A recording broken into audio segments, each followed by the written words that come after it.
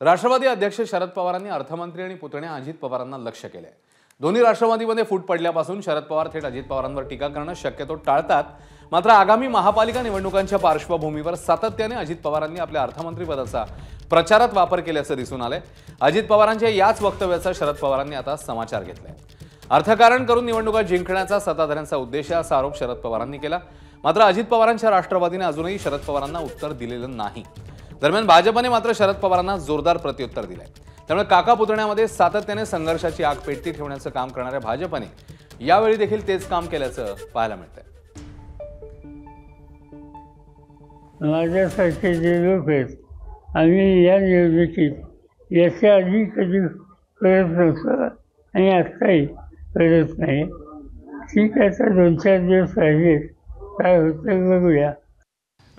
शरद पवार साहेबांनी सरकार चालवलं अनेक वर्ष। त्यांनी सरकारमध्ये बसून निधी वाटलेला आहे। त्यांनी अनेक निवडणुका निधीची घोषणा करून लढलेल्या आहे। त्यांनी अनेक निवडणुका निधीच्या घोषणा करून जिंकलेल्या आहे। त्यामुळे शरद पवार साहेबांनी आता इतक्या उशिरा आम्हाला हे सांगणे मला वाटतं योग्य नाही। एबीपी माझा, उघडा डोळे बघा नीट।